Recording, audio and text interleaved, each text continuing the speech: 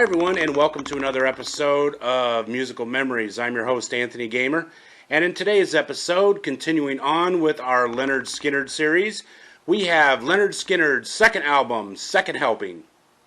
One reason this album has a very special place in my heart, it is because this is the very first Lynyrd Skynyrd album I ever bought. And really show my age, I bought this not only on cassette, but I bought it at one of those $4.99 cassette stands.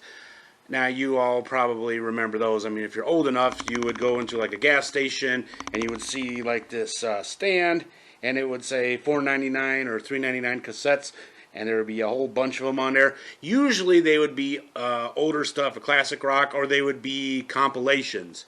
So I happened to see Second Helping there, and I pick it up and I look and I said, Sweet Home Alabama. I like that song, so I bought it. And that's what got this whole ball rolling with me and Lynyrd Skynyrd. Alright, so let's get into the album itself. It was released April 15th, 1974, and it clocks in at 37 minutes and 15 seconds. The record label was MCA, Sounds of the South, and was produced by Al Kooper. The two singles off the album were Don't Ask Me No Questions and Sweet Home Alabama. Alright, now let's list the tracks. On side 1, we have Sweet Home Alabama, which clocks in at 4 minutes and 43 seconds, and was written by Ed King, Gary Rossington, and Ronnie Van Zant. Track 2 is I Need You. This clocks in at 6 minutes and 55 seconds, and was written by Ed King, Gary Rossington, and Ronnie Van Zant. Track 3 is Don't Ask Me No Questions, written by Gary Rossington and Ronnie Van Zant, and clocks in at 3 minutes and 29 seconds. And track 4, Workin' for MCA, written by Ed King and Ronnie Van Zant, and clocks in at 4 minutes and 49 seconds. Alright, now on to side 2. The first track is The Ballad of Curtis Lowe. This was written by Alan Collins and Ronnie Van Zant, and clocks in at 4 minutes and 51 seconds. Number 2 is Swamp Music. This was written by Ed King and Ronnie Van Zant, and clocks in at 3 minutes and 31 seconds. Number 3 is The Needle and the Spoon, written by Alan Collins and Ronnie Van Zant, and it clocks in at 3 minutes and 53 seconds. And the final track, Call Me the Breeze, written by J.J. Cale, and it clocks in at 5 minutes and 9 seconds.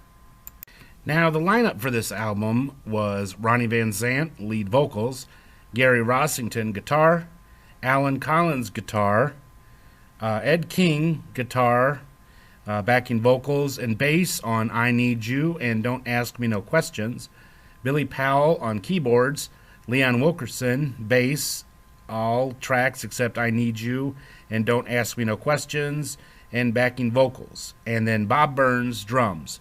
Incidentally, this would be the final album that Bob Burns would play on as he would leave the band during the tour in support of this album.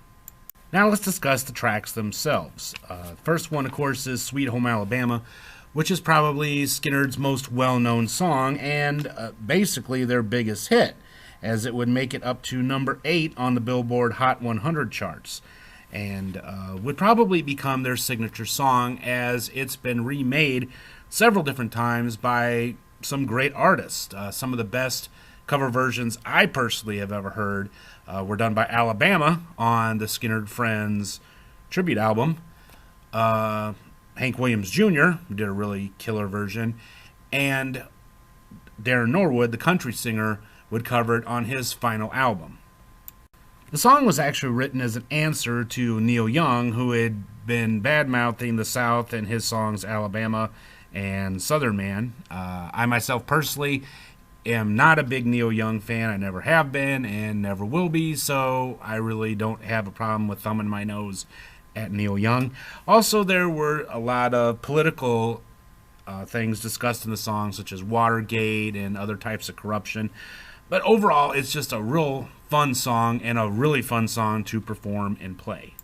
Now, track number 2 is a song called I Need You. Now, this is a kind of a long song. It actually is the longest song on the album. It's a very bluesy song, kind of a sad, breakup song.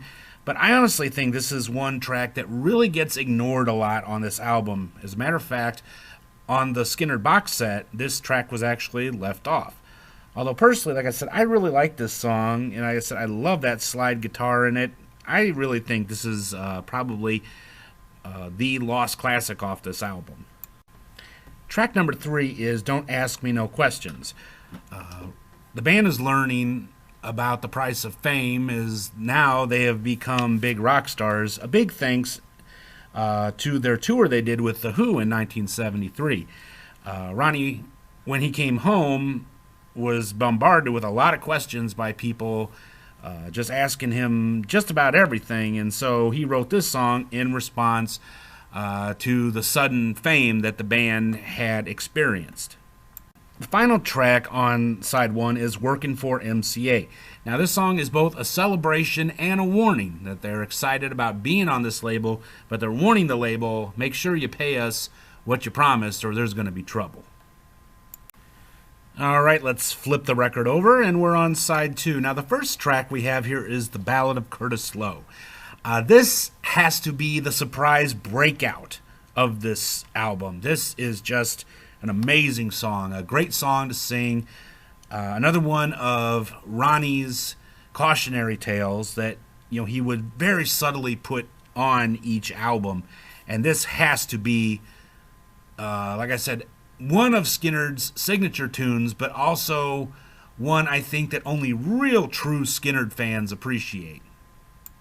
A lot of people said that Ronnie Van Zant was a prophet for change, as he noticed the world around him and the things wrong with the world, and he was not afraid to speak out about it.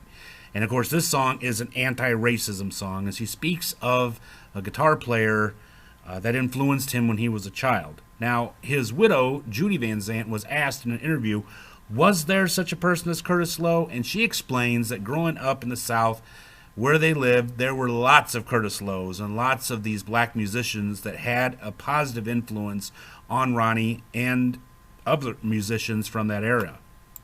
One other thing about this song I like is that pretty much everybody in the band gets to show off a little bit. You have, Gary Rossington's slide guitar. You have Alan Collins and Ed King's lead guitar. You got a couple cool piano fills. So everyone gets to show out on this song.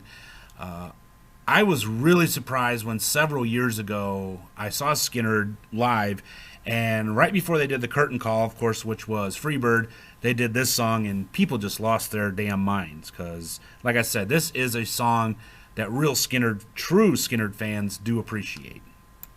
Alright, and track 2 is Swamp Music. This is kind of a fun song and one that's you could kind of see as being a sing-along and just a fun song to sing and perform. And I think it really embodies Skynyrd story. Like, it kind of really shows you the mentality, the values, and just everything about the members themselves. This is a great tune. All right, and track number 3 is The Needle and the Spoon. Another one of my favorite Skynyrd tunes, and one that I've performed myself several times. It's another cautionary tale when Ronnie is speaking out against heroin use. Again, for those of you that aren't familiar, The Needle and the Spoon pretty much describes how some people do inject heroin, and he's speaking out about the evils of it.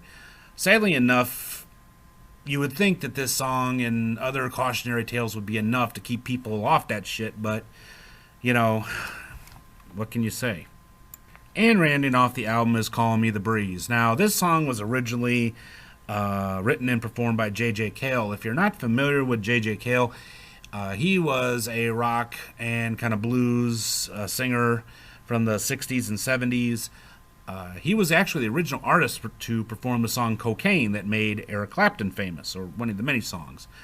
This is another kind of fun song that's really kind of fun to play, perform, and listen to as another song that everybody in the band gets a show out on, especially Billy Powell with that killer piano solo. So a great way to end a great album.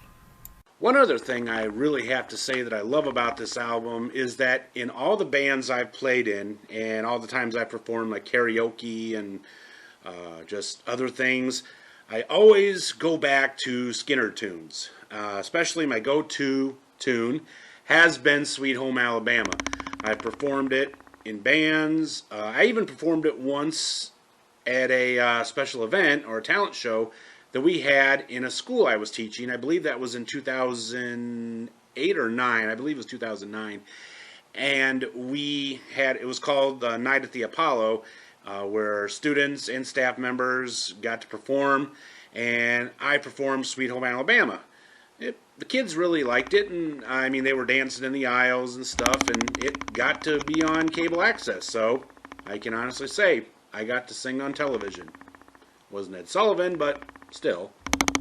Well, that brings us to the end of another exciting episode of Musical Memories.